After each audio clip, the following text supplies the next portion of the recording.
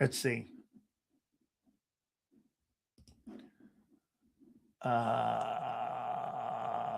Toledo, Q. Another one. So that's 64 picks. Let's do one more. Let's go 23.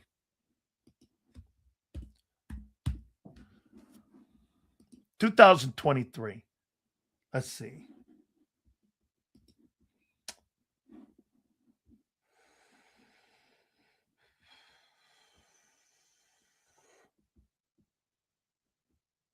Zero. Another 32. 31 because the Dolphins got fined for that Brady thing. 31. So in the last 95 picks,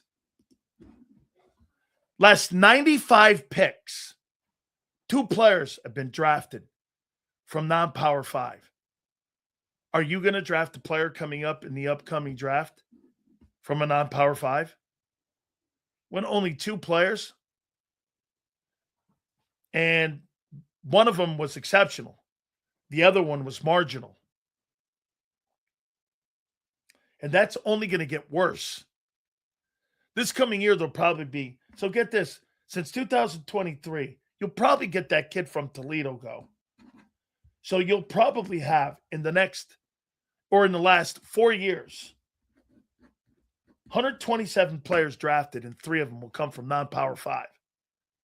The chances of you hitting on a non-Power 5 guy in the opening round are 0. 0. 3 dudes. Back when I played, kids had to stay in school, and they couldn't go to like Power 5 schools and transfer. Nowadays, once again, open your ears. Jalix Hunt's a 3rd-round pick. He's not a 1st-round pick.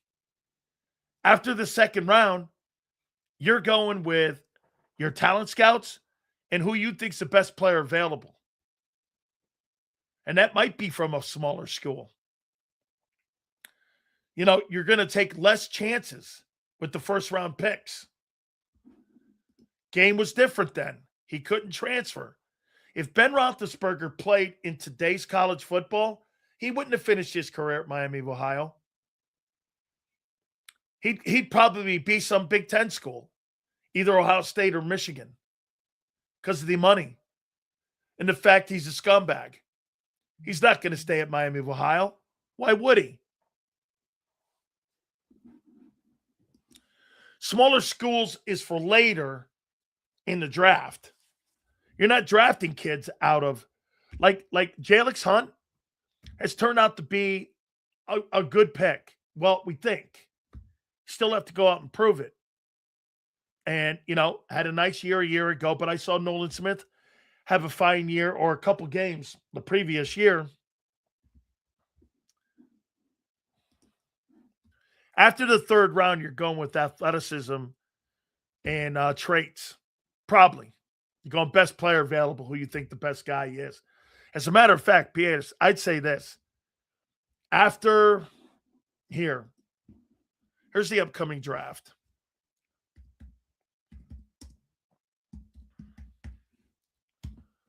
Here's the upcoming draft.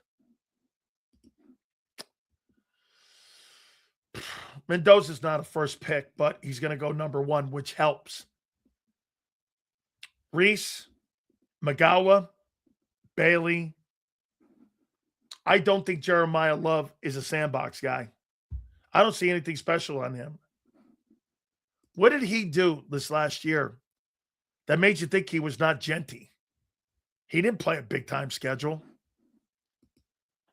I mean, who did Notre Dame play last year? Notre Dame. 2025 Notre Dame schedule.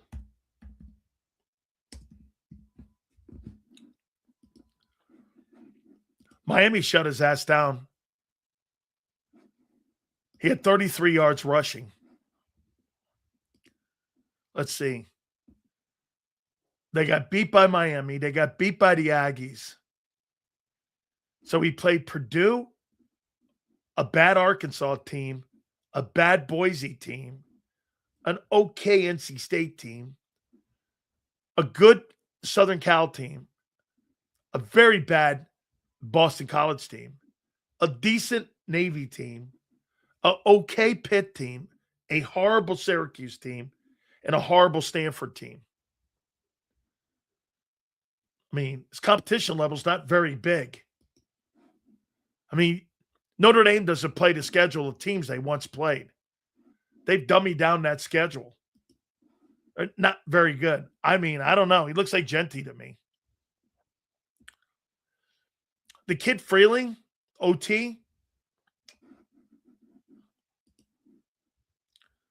Delaney looks like he's going up the draft. I'm telling you, here's my sandbox guys. Arvil Reese, McGowla, Bailey, Caleb Downs, and Styles. The rest of them, sure. Who's ever there at 23? Some people have Lemon going to the Eagles. Blake Miller. These guys are all the same. Cassius Howell, short arms, not a lot of production. Concepcion, the kid from these guys are all like dudes. Proctor, I like. Sadiq's moving up the board. Omar Cooper's moving up the board. He had a good pro day. Ty Simpson, I mean, where in the world did you see him have a good year last year? And you could see the Jets taking him. This guy's a third-round pick at best. I mean, I thought he was good against OU, in OU, when they won there. Other than that, I don't know. I mean, Super Bowl MVP doesn't tell you how good a player you are. How dumb is that comment? Every time I see people say that. This guy thinks Nick Foles is some sort of generational player. Or like Doug Williams is a generational player. These guys are Super Bowl MVPs. You think Doug Williams and Jim Plunkett and Nick Foles are generational quarterbacks? They all won MVPs.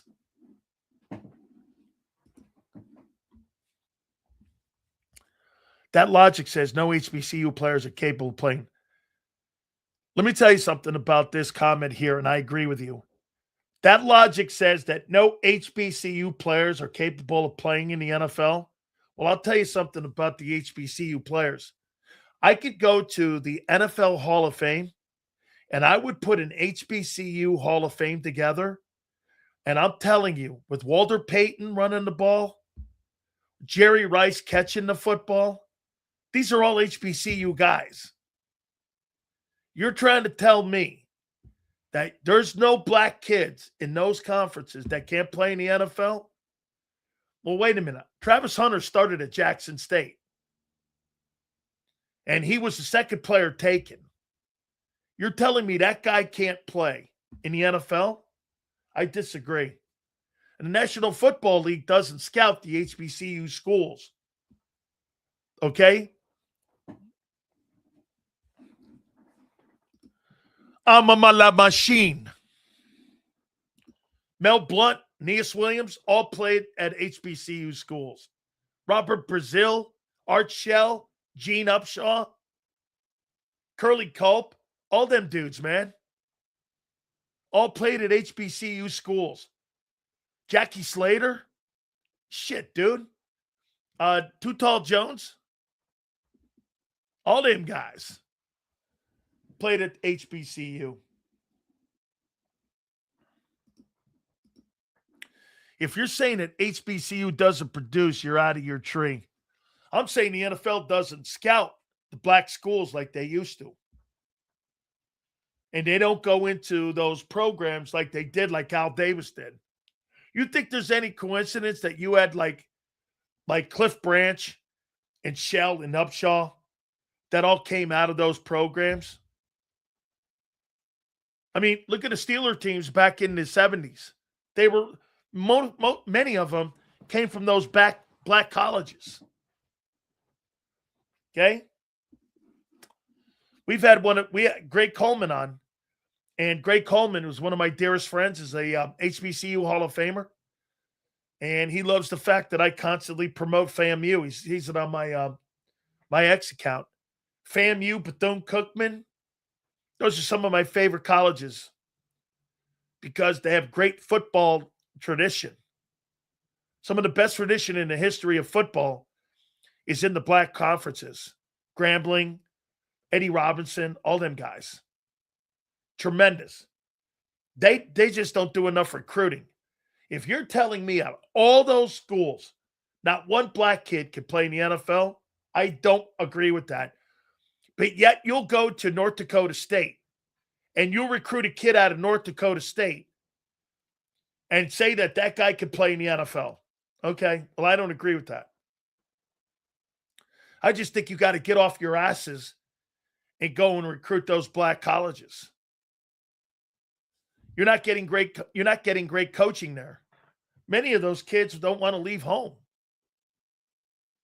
Many of those kids don't have the same opportunities when you go to LSU or you go to Alabama. And so the schools are assuming that those places, and the NFL is assuming that those schools don't have good talent. I completely disagree with that. Terrell Owens absolutely was an HBCU. That's just the NFL being lazy and not getting off their asses and going in there and scouting those black colleges. Okay? Damn, Sills, talk that shit. Respect. Are you? Well, wait. This is about opportunity and what's right. You think those black colleges don't have great coaches too?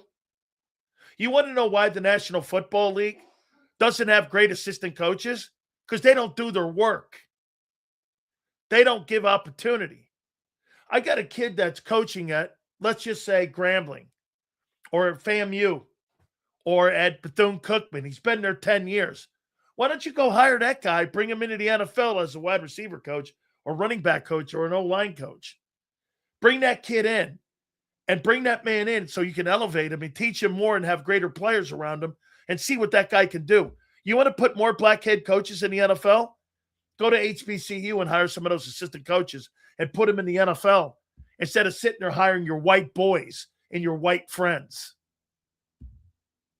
When you hire Kevin Patullo because he's your buddy and you're not giving opportunity to an African-American opportunity for a kid and a coach, you're defeating the purpose of the Rooney Rule. The Rooney Rule is not there for this. Well, I need to interview 3 black guys so I can hire my white buddy. That defeats what the Rooney Rule is. Are you trying to tell me you don't have good black coaches in this country? It's because you're not looking. You can't have 70% black guys in the NFL and you have 90% white coaches. That doesn't even make sense. It doesn't make sense. Then you sit there and talk to me about equality. My wife and I had this conversation the other day. Lovely Kim says this. I go, listen, I'm hiring a merit. She goes, it's institutional now. You can't change it. Because you're right. In one aspect, you're right. You want to hire on merit, but merit's out the window. You can't hire on merit. You know why? Because it's been institutionally damaged forever. Because you don't do anything on merit. Hey, that guy deserves a job over him. Well, that's a white guy talking. When you're a black guy, you don't get that opportunity. And if you're Brian Flores, if you fail once, you fail forever. I mean, I've said this before in the past about being a coach and being black. They're not gauged by the same rules white guys are. You've got to be better and you've got to do it right. Because if you don't, you'll never get a chance again. Ever. Guy like Matt Nagy will get another opportunity to coach in the NFL because he's a white guy. It's institutionally damaged forever. You could have all the Rooney rules you want. It just doesn't matter. The Rooney rule will never, ever fulfill its destiny of hiring great quality coaches. My favorite, I've said this before, I don't want a black guy as my coach. I want the right guy. However, that's not reality. Mike Tomlin's my favorite freaking coach because he calls everybody on blast. He don't give a shit who you are. Okay? But, again, you think that's a liberal point of view on hiring the right coaches? What does politics have to do with hiring the best coach for my player? I don't give a shit if it's a chick. I'm looking for the best person to coach my players. Okay? The best people I can. I don't want to go, well, I'm going to hire that guy on race. But you kind of have to today. Sills says, wait, I'm a California guy for thinking that you have to hire the right guy? If you think that it's not systematic now, you're out of your minds. Okay? Seals, what the F are you talking about? The NFL hosts its own HBCU specific combine to increase visibility for talent. Hey, Twiz, name me a guy that's been an HBCU guy that was drafted in the first round. And you don't get Travis Hunter because Travis Hunter went to Colorado at the end. Let me see here.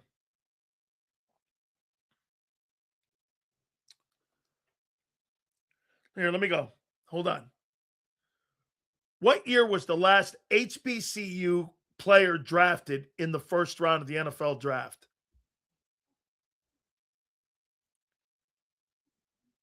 Camardi in 2008.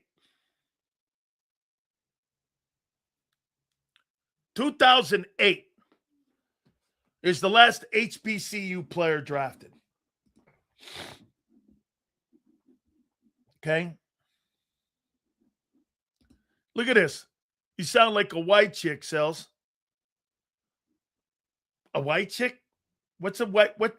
So what I said, I sound like a white chick because I think there's injustices and hiring practices in the NFL. Well, that's too bad. You have the same notions about non-Power 5 schools. Talent will upgrade if they can go to a different school. Well, no, that's the difference right now. What's changed? You don't go to a HBCU school today if you're a black kid. You start there. You don't finish there because you know why? If I'm at Jackson State or FAMU and Auburn calls me and wants to pay me $700,000, no disrespect to the HBCU school, I'm leaving.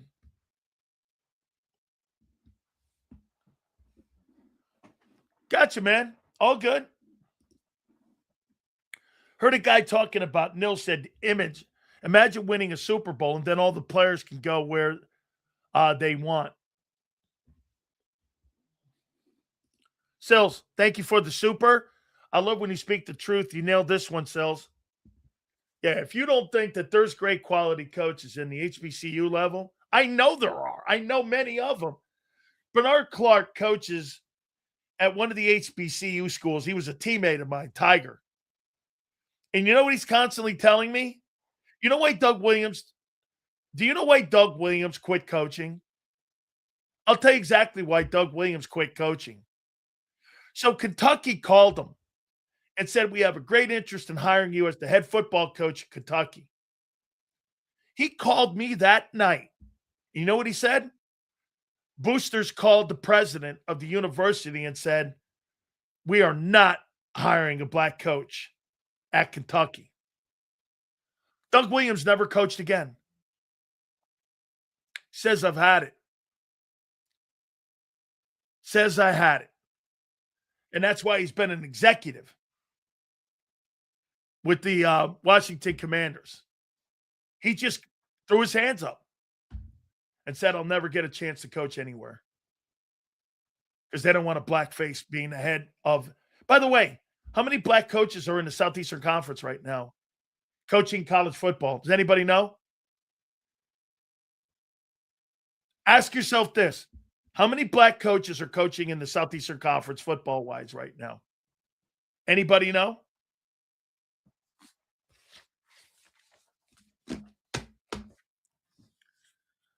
Anybody got a number? The number one conference in the United States of America. Hey, my friend, I know you don't like the topic. That's too damn bad. You don't like the topic because it's reality. There's 0 coaches in the SEC that are coaching football that are black. 0. That's 0. In 2026. By the way, Doug Williams has been on this program. Hey, what'd you think? There were multiple coaches that were in the Southeastern Conference college football that were black? There's not one coach. I'm not even sure there's a black coach in the Big Ten coaching.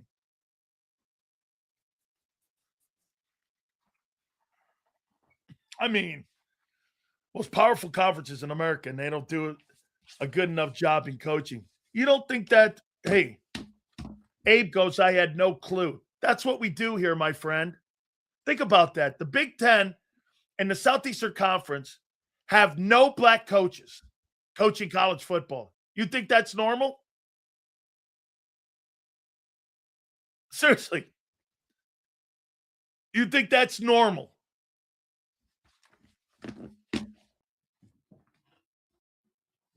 I don't. I certainly do not. Okay? I certainly do not think that's normal. So my wife is right. It's systematically embedded. So when you guys walk around like white guys going, hey, guess what? I want to hire on merit. Yeah, that's great and on Fantasy Island. In America, that don't work like that. All right, let me pay some bills here. My friends, the number one injury law firm in all of America for a reason is our great friends at Morgan & Morgan. Over $30 billion recovered. Make no mistake about it. Family owned and family run. I mean, folks, this will be the easiest decision you make. I tell you about the family all the time in Pennsylvania that had a settlement for $650K. They ended up getting nearly $30 million. Or how about the family down in Florida, $350K? They ended up getting nearly $12 million in settlement. Go to forthepeople.com/big sales or pound love 529. That's forthepeople.com/big sales or pound love 529. And do me a favor. You tell them Big Sales sent you. There's a reason Detective Johnson is the gossip king. Oh, did you hear? Jackie and Tom are getting a divorce? Mm-hmm. Sad. Well, I heard that Ashley had work done on her face? Yeah, oof. Just like there's a reason Morgan & Morgan is America's largest injury law firm. Injured? With over $25 billion recovered for our clients, there's a reason to go big. Bathroom? Okay. Morgan & Morgan, America's largest injury law firm. Oh, okay. Ignite your nights with free live entertainment daily, only at Live Casino and Hotel Philadelphia's Center Bar. 7 days a week, enjoy some of the region's top party bands, performers, and DJs as they take the stage in the heart of the casino action. Great cocktails, live music, and lively moments. It's all happening at Center Bar at Live Casino and Hotel Philadelphia. Visit livecasinophilly.com for more details and the complete list of upcoming events. Must be 21 or older. Gambling problem? Call 1-800-GAMBLER. This is Eric. When he got injured in a car accident, he called Morgan & Morgan. He not only gets a lawyer, he gets trial lawyers like Sam and Jessica who are in it to win it. He gets his own investigators with briefcases, leather ones. And if you ever have questions, our customer service folks keep things rolling. Injured? We're your army. Morgan & Morgan, America's largest injury law firm. Welcome to the Jet Setters and the High Rollers, to the Shot Takers and the Tastemakers.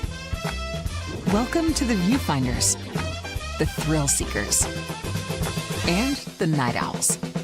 Welcome to everything you could possibly want on one 5-mile island. Welcome to the Wildwoods. Book your stay today. In our hometown, we all look out for each other. We go the extra mile to lend a helping hand. We step up to keep our communities going strong. And at Independence Blue Cross, we're here to keep you going strong. We've been deeply rooted in our communities for more than 85 years. And that connection to members has earned us our spot as the #1 health insurer in the region. So while you look out for your neighbors, know IBX is always looking out for you.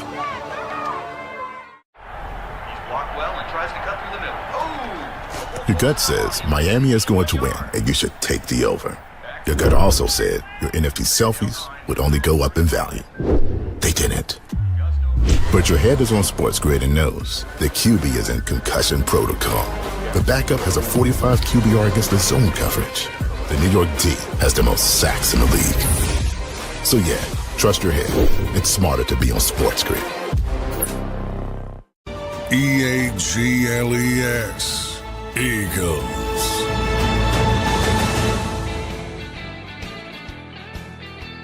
Howard Eskin's on tomorrow, by the way. And he's been saying that Hurts is a stiff for a long time. By the way, Steven says that Sileo's wife is the boss. I think you'd have to throw my kid in there too. Dude, I'm done. All the things that I've done in my past. I mean, I have to show pictures now to remind people that I once did things because I'm finished, man. My kid's the big star in the house now. Me, I'm just I just sit in a chair. and my wife is like, my wife did clean, and I think she said she did clean. She's 60 years old. And she's doing cleans because my kid's doing them now. So yeah, my kid tells me this, my wife tells me that. All I do is sit. And by the way, this is how we do dinner. Sofa filler sills. Yes. So this is how I get fed on my daily day. By the way, it doesn't look like I've missed any meals. So just to keep score here. So every day, the most nervous times I get every single day is when I have to ask for like, what's for dinner or what time is it? She'll go, when I cook it, and you'll eat whatever I cook. And for me, okay, I have to take it like, okay, so it's like being on a boat. You know, there's one menu. So I know some of you are yes, by the way, you would think that I would have a little more autonomy I have none. Okay, I have none in my house. But you see, my wife is smart because she cooks Italian food. So I can't really go off. She doesn't go off the reservation very much. So like there'll be some things because she's a great cook, by the way. I won't lie. But my kid gets a special gourmet meal made off the menu. She's like Eddie DeBartolo when he walks into a restaurant. Mr. D gets it off the menu. Me, I'm on the menu. Okay? So I'm happy with whatever I get.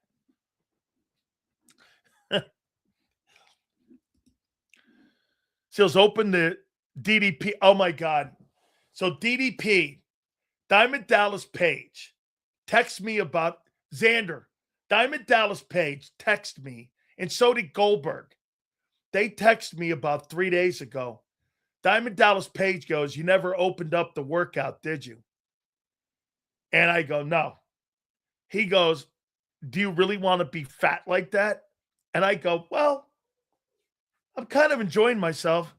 He goes, dude, You're like one of our boys, man. So Diamond Dallas Page goes, I want you to open this. So then he told Goldberg I didn't open it.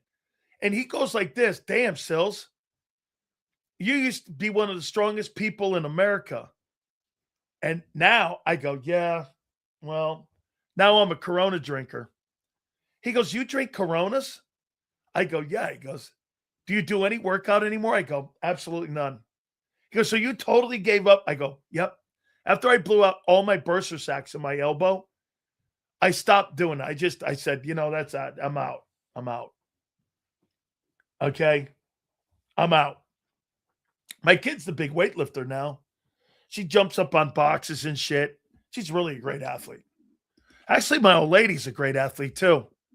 She was bringing Ian Beckles on the show. He's a man. I love Ian. She goes, you have a family. That's all that meant. Oh, absolutely. My kid's some superstar rugby player. More importantly, you know who she reminds me of? My kid? She's got a lot of Leroy Selman in her. And what I mean by that is I can't tell if she's a better athlete than she is human being because she's a great human being. She's just a great, same thing I used to say about Leroy. You can't be that great and that great a person. It's completely impossible to be that great. She's a great person and a great athlete. Me, I was not a great person when I was younger. Well, the wife carried the kid. Yeah, well, that's true. You know what? When my kid was born, I thought I had been through a lot of injuries until I saw my kid born. Whew, I'll tell you what, man. I mean, they cut my wife with like hedge cutters, and they were like cutting hedges, and like they cut the cable like to the North American cable, that goes across the ocean. That thing was that. They cut that cable like that. I almost fainted. Get the dad. I did. I almost fainted. When my kid was being born, Dr. Weiss goes just like this. Grab the dad. Grab the dad. I was going down. Grab the dad. Grab the dad. But I won't lie. I was eating a sandwich when my kid was born. I was eating a sandwich when my kid was born, and they told me, let's go. We got to go. And, yep. I was in the middle of a really good sandwich, too. I think it was like 1 o'clock or 2 o'clock in the morning.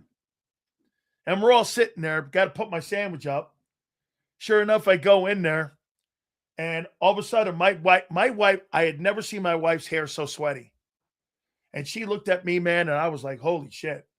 And when they pulled that kid out of my wife, they went like into like a well. This thing was down in a well. And they pulled that kid out. I couldn't believe it. I almost fainted. Grabbed the dad. Eating a sandwich with another guy. It's time to, he actually said this, game time. And I was like, game time for what? The kid's coming. I'm like, holy shit. Yep, I was in there for that thing. And she's been kicking my ass ever since. My wife was such a maniac, though. I'll tell you what she did. She had a blue pen with her. And I think she held this blue pen even when she was giving birth. And she said her last words before she passed out, mark the kid. We don't want to lose her. Like, what do you want me to do? Mark her foot? Make sure we don't lose her. Mark her foot. I'll never forget. It was a blue magic marker. Mark her foot. Do something. Don't let him out of there. That's a fact. Doing the best. Yes. Let's see here. Xander. He's Bronny James of JAKIB Media, and Big Sills is a bust. Hey, Dick Train. Bronny James? Bronny James is a nobody. Bronny James? Boy, man. Poor Xander. Xander's compared to a stiff. Bronny James. Oh, my God. Damn, dude. Dick Train compared Xander to Bronny James, who's playing in Grand Rapids tonight. Oh, my God. Look at that. Hey, get this. So Dick Train's got Xander as Bronny James. Bronny James scored 18 against Grand Rapids, and he's on his way to Waterloo to play against the Wahoos. Oh, my God. Playing against the Wahoos. I wonder if the Phillies will change their TV station via buying NBC Sports.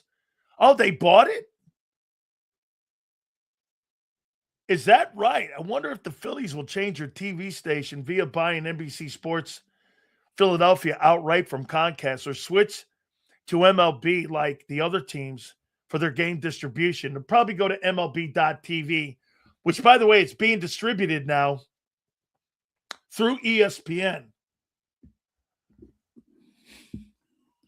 Yeah, Xander, you're the Bronny James of sports media.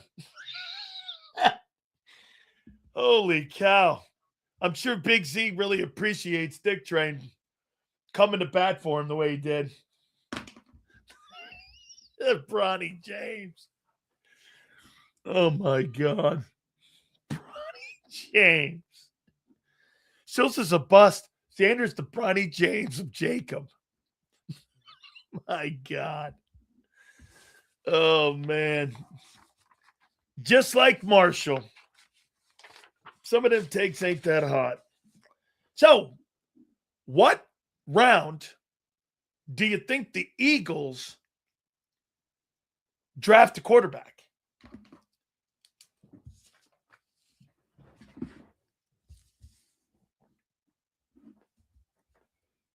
What pick? Let me see. I'm going to make a prediction here. What are the Eagles' draft picks? Let's see. Here we go. Here's the Eagles' draft picks. They got how many? 1, 2, 3, 4, 5, 6, 7, 8, 9. They got 9 picks for the 2026, and they got 2 picks in the top 100. Oh, 4 compensation picks and 2 picks.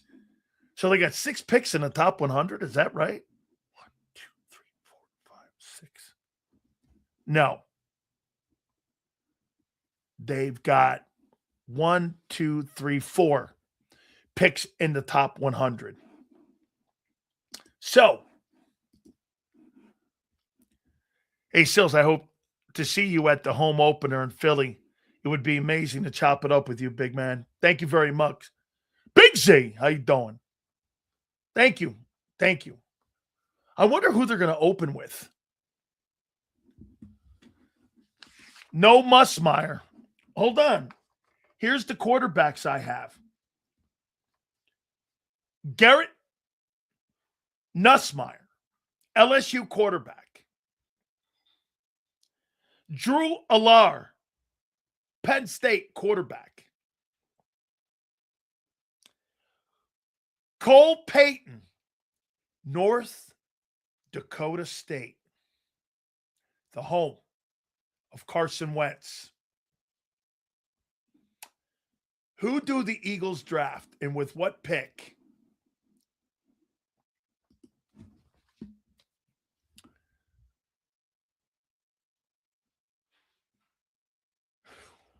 With the 137th player taken in the upcoming April 23rd NFL draft. With the 137th player taken. No, wait a minute.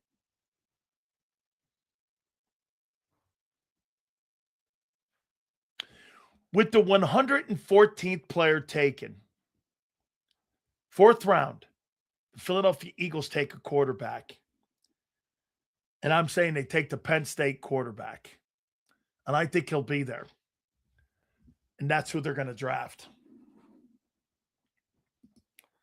they're going to draft. I agree. They're going to draft him in the 4th round.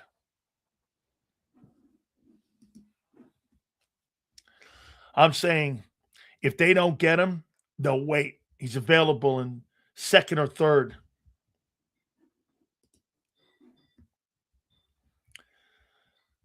That well was yellow taped around it. They're done with NDSU. North Dakota State.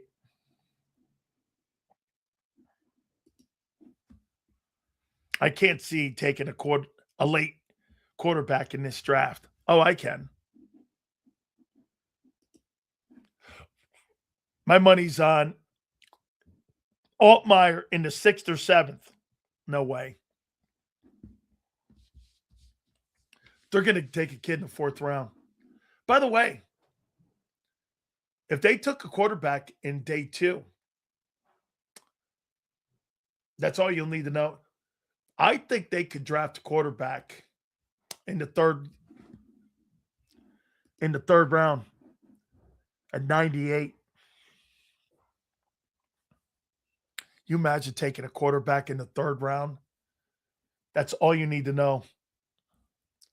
You had the 54th pick. I was the 56th pick. I think Jalen Hurts was the 5th. Was Jalen the 54th pick? Let me see. Was Hurts the 54th pick?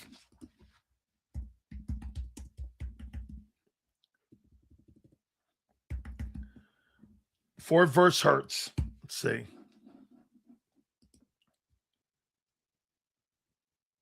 $53rd. He was the 53rd player taken. I think this will be a Penn State takeover. Vega in the 1st, Alar and Singleton, Alar in the 4th, Pena undrafted. Penn State, I'll tell you what James Franklin did. James Franklin did a great job at bringing talent into Penn State. He just couldn't win. I think him at Virginia Tech is going to be a great fit because he's not going to have the expectations at Virginia Tech that he had at Penn State. And he's going to win a lot there. He could be like Frank Beamer there and win a ton of games. He doesn't have to win a national title at Virginia Tech. Penn State, hey, how about this? So they're going to put a statue up of James Franklin at Penn State. And they took Joe Paterno's down because of all that other stuff, and they never bring up the stuff with Joe Paterno. It's almost like they think Penn State football started like in 2000. Penn State football has not been the same since Joe Paterno left. It's nowhere close. I mean, when Paterno was at Penn State, they were a force. They were a power. They're not a power anymore. They're kind of good. They'll never be what they were because of the way Paterno recruited the Northeast and the way he recruited Philly and PA and Ohio. And all of what the school's problem is that they got away from all that. And I get it. The whole thing with Sandusky, there's no question about it. You don't forget that shit. Joe Paterno is not responsible for what happened with Jerry Sandusky. However, he's accountable. It was his program. All that shit happened under his watch. You're the main name on the marquee. I don't give a shit if you didn't know or not, or you lied that you didn't know. That's your program. Everything that runs through, he was more powerful than the governor of Pennsylvania. Anything that went on at that program, Joe Paterno is accountable for. Every single thing. One of his coaches is an asshole, that's on him. Illegal recruiting, that's on him. His name's on the marquee. Jerry Sandusky is the guy that did all that stuff with those kids, unfortunately, and is in the. Joe Paterno's accountable for that. All that shit happened under his watch. The good and the bad. Tremendous coach. Guy loved the hell out of me. I posted some of the greatest things that were ever said about me were by that guy, comparing me and Jerome to Matt Millen and Bruce Clark. Salt and pepper too, he called it. All that's great. But at the end of the day, dude, Jerry Sandusky was in my house recruiting me. Hey, I'd love to have you come play at Penn State. You don't understand. Jerry Sandusky back then was considered the greatest defensive coordinator in all of college football. Just the greatest recruiter of all time. He was in my house recruiting me. When it come to Penn State, I'm like, I don't know. My grandfather thought he looked like my Uncle Bucky. Joe Paterno looked like my Uncle Bucky. All right, let me pay some bills here. Number one injury law firm in all of America is our great friends at Morgan & Morgan. They're number one because they win. This will be the easiest decision you ever make in your lives. My friends, make sure you do me a favor and check them out at forthepeople.com/Big Sills or Pound Law 529. That's FORthepeople.com/Big Sills or Pound Law 529. And do me a favor. You tell them Big Sill sent you. There's a reason Detective Johnson is the gossip king. Oh, did you hear? Jackie and Tom Are getting a divorce? Sad. Well, I heard that Ashley... Had work done on her face? Yeah, oof. Just like there's a reason Morgan & Morgan is America's largest injury law firm. Injured? With over $25 billion recovered for our clients, there's a reason to go big. bathroom? Okay. Morgan & Morgan, America's largest injury law firm. Oh, okay. Ignite your nights with free live entertainment daily, only at Live Casino and Hotel Philadelphia's Center Bar. 7 days a week, enjoy some of the region's top party bands, performers, and DJs as they take the stage in the heart of the casino action. Great cocktails, live music, and lively moments. It's all happening at Center Bar at Live Casino and Hotel Philadelphia. Visit livecasinophilly.com for more details and the complete list of upcoming events. Must be 21 or older. Gambling problem? Call 1-800-GAMBLER. This is Eric. When he got injured in a car accident, he called Morgan & Morgan. He not only gets a lawyer, he gets trial lawyers like Sam and Jessica who are in it to win it. He gets his own investigators with briefcases, leather ones. And if you ever have questions, our customer service folks keep things rolling. Injured? We're your army. Morgan & Morgan, America's largest injury law firm. Welcome to the Jet Setters and the High Rollers, to the Shot Takers and the Tastemakers. Welcome to the Viewfinders, the Thrill Seekers, and the Night Owls. Welcome to everything you could possibly want on one 5-mile island. Welcome to the Wildwoods. Book your stay today. In our hometown, we all look out for each other. We go the extra mile to lend a helping hand. We step up to keep our communities going strong. And at Independence Blue Cross, we're here to keep you going strong. We've been deeply rooted in our communities for more than 85 years. And that connection to members has earned us our spot as the #1 health insurer in the region. So while you look out for your neighbors, know IBX is always looking out for you.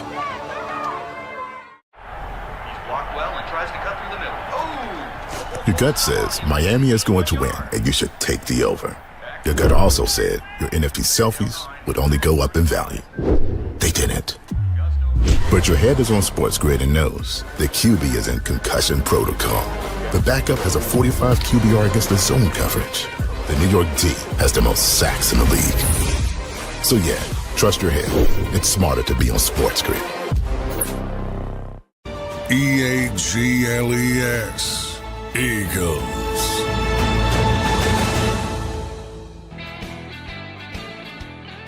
We are working on Joe Theismann to cover the Washington Commanders this week. Also, Carl Banks from the New York Giants and Michael Irvin from the Dallas Cowboys. So we want to go into the NFC East and start looking at NFC East this week. So we're working on those guys. Howard Eskin's going to join us tomorrow, by the way. So we appreciate each and every single one of you. Thank you. Please hit the like button on the way out. 2 to 6 tomorrow. We'll see you.